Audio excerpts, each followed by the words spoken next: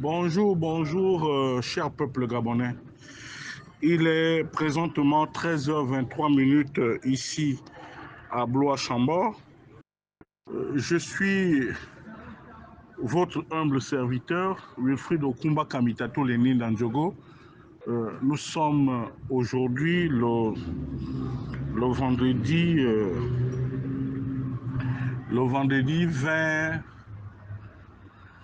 20 septembre 2024. En cette fin de matinée, je dépose mes valises très respectueusement chez le président de la transition, chez les avocats de Sylvia Bongo et Noureddine Bongo, et bien entendu chez le Bertrand Zibia Begue, le questeur du Conseil économique et social. Monsieur le président de la transition, veuillez me recevoir chez vous. Comme je vous l'ai toujours dit, que dans ce bas monde, nul n'est infaillible. Aujourd'hui, vous paraissez être l'homme de la situation, l'homme fort. Avant vous, il y a plus d'1 an que Ali Bongo et son gang ne pensaient même pas que vous puissiez les sortir du pouvoir par la petite porte avec autant de facilité. C'est pour vous dire que monsieur le président de la transition, les choses aussi peuvent aller très vite pour vous. Parce que aujourd'hui, au sommet de l'État, vous avez instauré l'injustice. Alors que le commun des Gabonais aspirait et aspire toujours à une justice sociale pour tous, ce qui n'est malheureusement pas le cas aujourd'hui. Je sais que les tractations se font pour que la famille d'Ali Bongo puisse recouvrer sa liberté. Mais, monsieur le président de la transition, ce serait un leurre et ce serait indécent de votre part de ne garder en captivité que les sous-hommes Baoundou et la belle famille de M. Yann Justin, qui recevait les ordres émanant de son patron, que vous connaissez très bien. À la suite de la mégarde de Noureddine, vous avez pris la résolution de lui faire payer son impolitesse. Monsieur le président de la transition, il n'est pas question de ne libérer que la famille d'Ali Bongo, c'est-à-dire que son épouse et son enfant, tout en gardant dans les geôles de la prison centrale de Libreville les gens sans valeur, à savoir Yann Ghislain Goulou, Vincent de Paul Massassa, Bonda Banondi et la dame qui était directrice financière à la mairie de Libreville, sans oublier d'autres personnes, même si ces derniers temps, j'ai eu dire que vous avez été magnanime auprès de l'entrepreneur du marché de Franceville que vous avez libéré en catimini. Tant mieux. Mais je reste sur ma faim et j'ose espérer que la raison va prévaloir pour que vous ne tordiez pas le cou à la justice. Parce qu'au-delà de tout, Excellence, Monsieur le Président de la Transition, il y a la justice, celle que nous pratiquons sur ce bas monde-là, sur cette terre, et il y a la justice divine, celle de Dieu.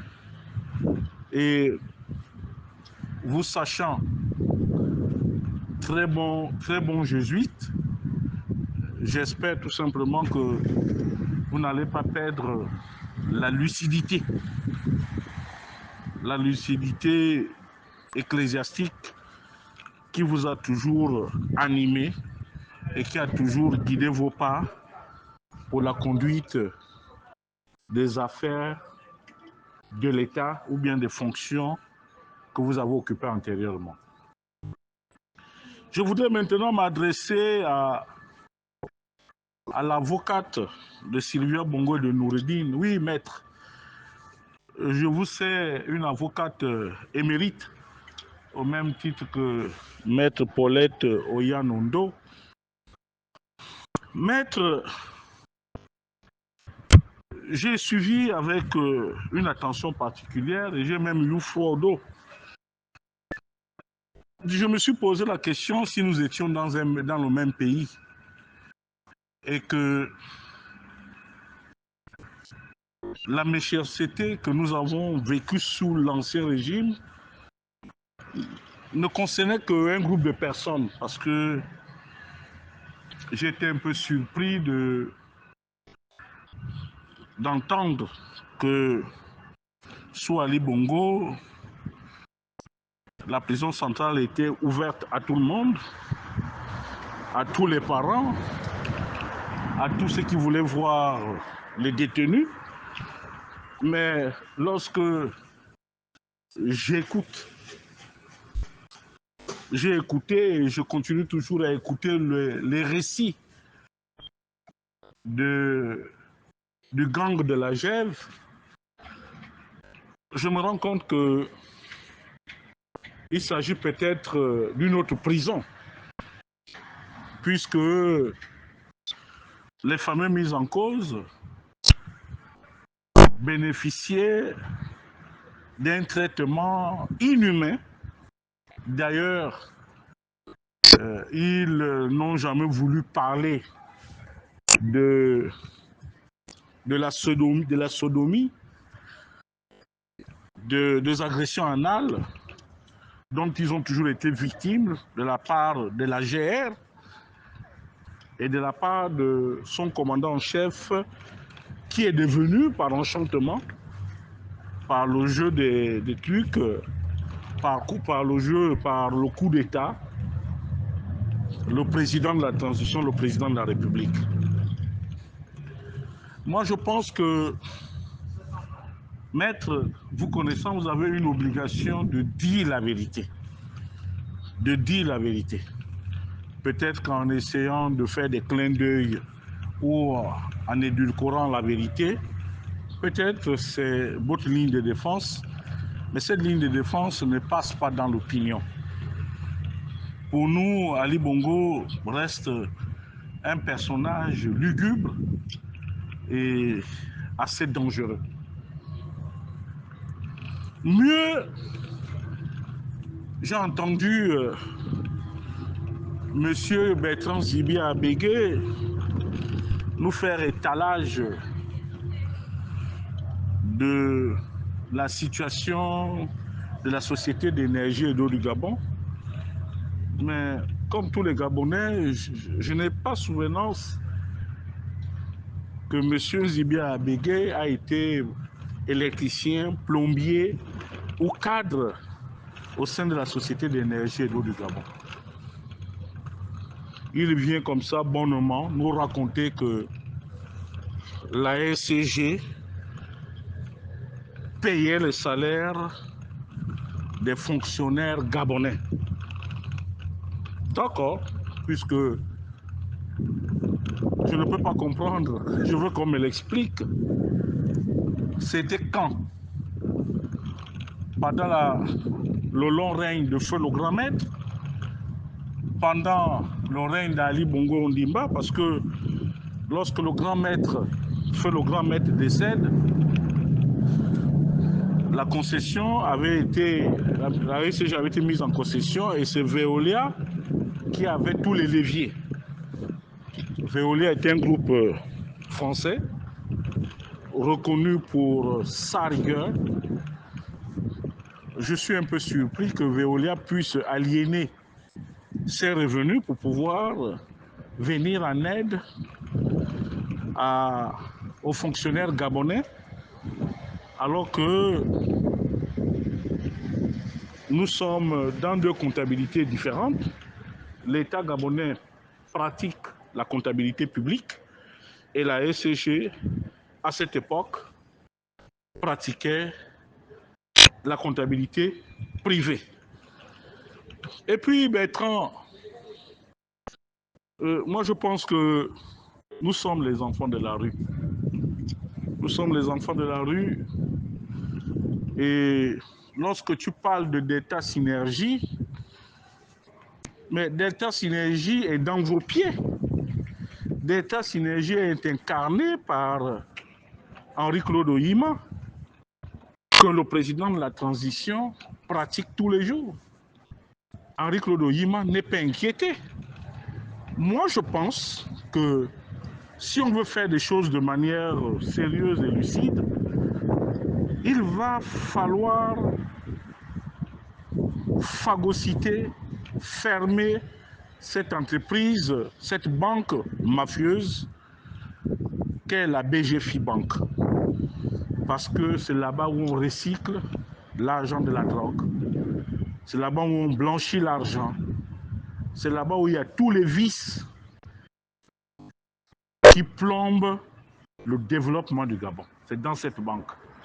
Donc si le président devient ami à celui qui dirige la banque depuis plus de 40 ans,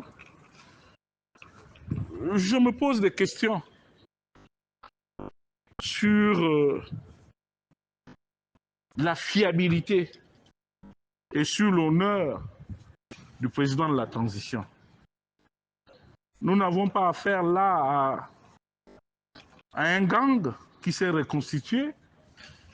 Nous n'avons pas affaire là, avec les Noureddine et les autres, à une scène de ménage. Parce que jusque-là, on nous parle d'audit. On nous parle que l'on va auditer la SCG. Mais les mots de la SCG sont connus. Et dans un audio précédent, je parlais des similitudes. Parce que aujourd'hui, Monsieur Eyi, qui était le directeur provisoire l'administrateur provisoire de la Caisse nationale de sécurité sociale, a mis à mal la société. Il s'est retiré, il a été démis de ses fonctions.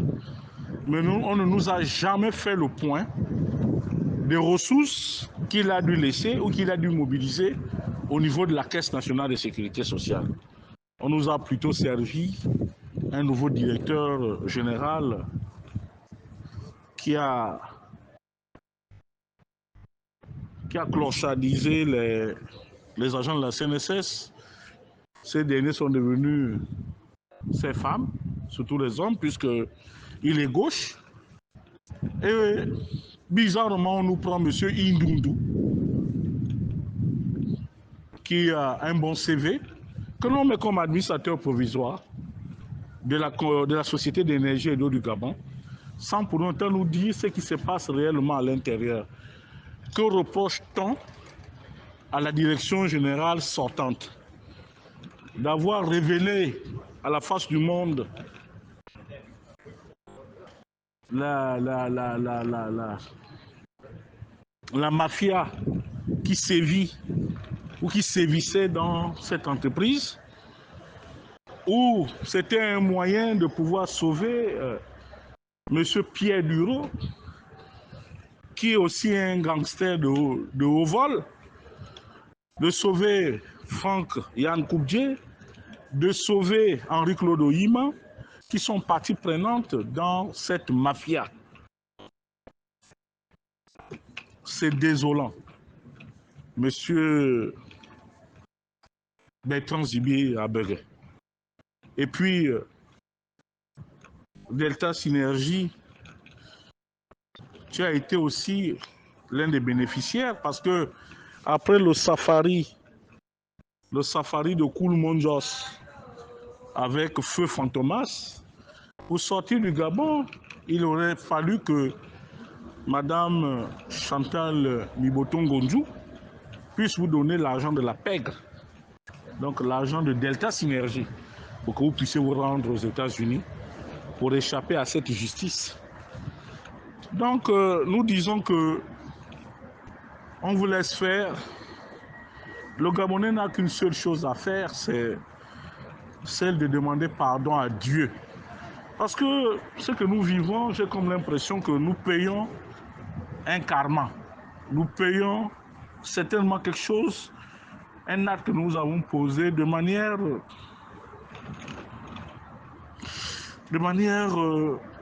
inattendue et vis-à-vis de Dieu. Parce qu'un peuple ne peut pas souffrir comme ça. Et je puis vous dire que hier soir, j'ai écouté le communiqué laconique numéro 66. J'ai vu encore qu'on allait prendre un gang que l'on a mis à la tête du comité de surveillance. Le même Oligui Nguema parle de la réduction des charges de la SCG. Le même Oligui Nguema nomme deux directions parallèles. Une autre direction parallèle au comité provisoire. Nous ne savons pas où nous allons. Et nous savons que la plupart des militaires aujourd'hui ne sont pas des as de la finance. C'est des budgétivores, c'est des hommes d'affaires. Je suis convaincu que nous n'allons pas sortir de l'auberge. Il va certainement avoir une réduction des délestages, mais la SCG ne sortira pas de l'auberge avec cette gestion.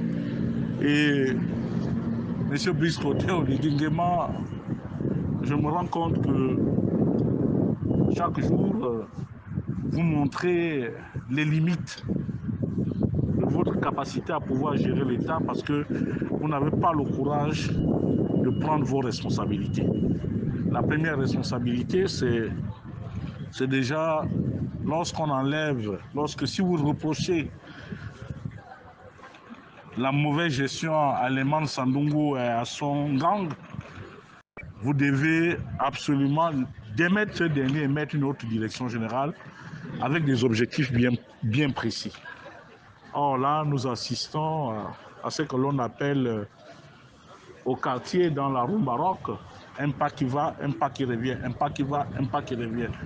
Et c'est dommage pour quelqu'un qui est venu restaurer les institutions. Maintenant, pour répondre à mon très cher frère Alain-Claude Bilibinze, je dis à Alain-Claude, il y a eu un deal entre M. Oligui Nguema et vous. Vous avez réussi par enchantement à placer un membre du gouvernement dans le gouvernement de la transition, à savoir la ministre du Commerce. Vous avez réussi par enchantement à placer la dame qui fait office de délégué spécial de Makoko. Mais à un moment donné, lorsqu'on fait un deal avec l'autre, il faut savoir raison garder. Il faut savoir attendre. Ça ne sert à rien de faire la pression. Et puis aller nous sortir un livre Maou Maou. Je te dirais tout simplement que Minal, ce que tu racontes là, ce sont des sonnettes. Et que il te revient à toi de faire ton mea culpa vis-à-vis du peuple gabonais. Parce que en 2016, tu as soutenu une tragédie. Tu ne peux pas venir du jour au lendemain dire que tu vas commencer à vouloir arpenter le Gabon, à sortir des livres, à vouloir faire la politique comme si de rien n'était. Moi, je pense que la situation de 2016, nous ne l'avons pas encore soldée. vous étiez porte-parole, nous avons encore vos enregistrements. Il va d'abord falloir nous expliquer ce qui s'est réellement passé en 2016. Le reste, nous aviserons. Je vous remercie. C'était Wilfried Okumba Kamitatou, Leni Danjogo, depuis Blois-Sambor. Je vous remercie.